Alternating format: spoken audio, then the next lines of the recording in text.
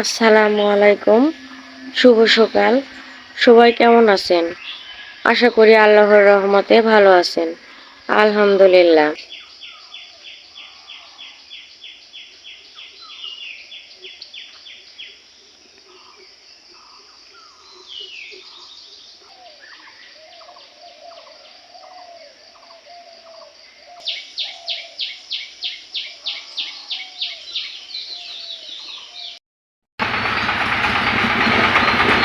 যে যার মতো ব্যস্ত।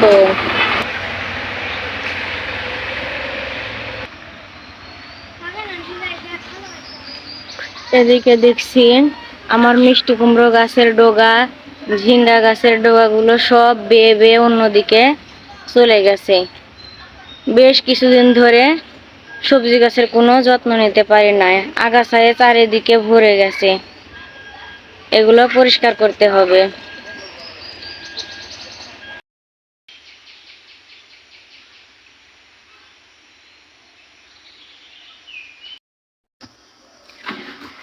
আমি সকালবেলা কুসুম গরম পানির সাথে লেবু মিশিয়ে খাবো। আগে খেতাম না, তবে এখন অসুস্থতার জন্য খেতে হয়।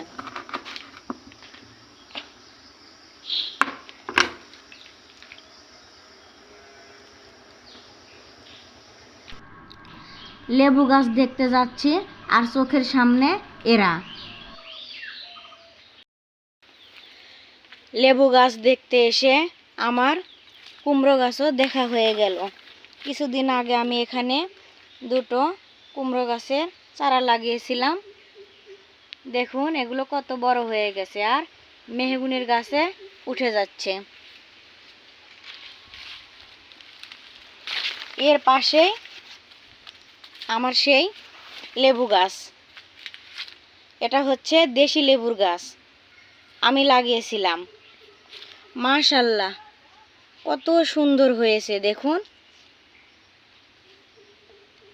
কত সুন্দর হয়েছে। পাতাগুলো কি কচি কচি।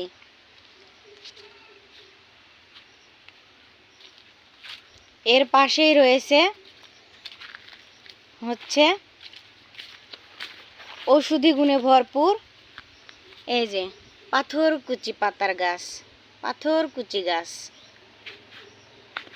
পাথরকুচি গাছের অনেক উপকারিতা।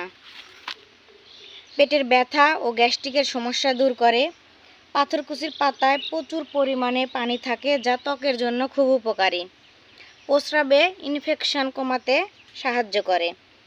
কিডনির পাথর গলাতে সাহায্য করে। কয়েক বছর আগে আমার কিডনিতে পাথর হয়েছিল। আমি ওষুধের পাশাপাশি এই পাথরকুচির পাতা খেয়েছিলাম। আলহামদুলিল্লাহ, আমার পাথর বের হয়ে গেছে। এখন আবার আমার অন্য কিডনিতে দুইটা পাথর হয়েছে। ওষুধের পাশাপাশি আমি এই পাথরকুচির পাতা খাচ্ছি।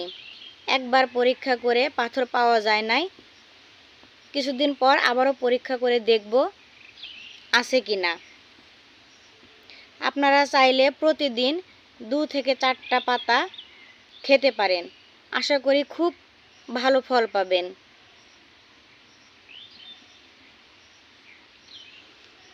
এই যে দেখতে পাচ্ছেন, এগুলো হচ্ছে হলুদ গাছ।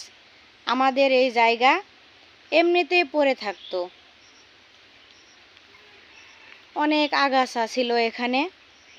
এখানে পরিষ্কার করে এই যে হলুদের গাছ লাগিয়ে দিয়েছি।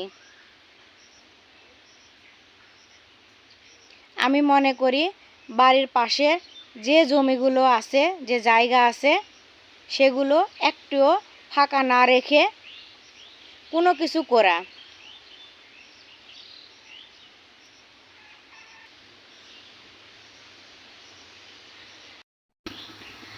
রুমে আসতেই আমার ছেলেরা খাবে চা, তাই আমি চা বসিয়ে দিয়েছি।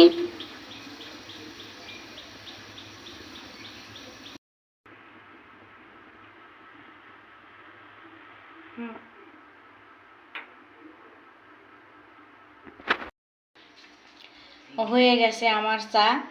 ছেলেদের দিয়ে আসি।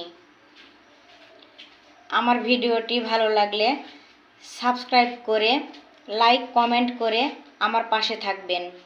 আল্লাহ হাফেজ।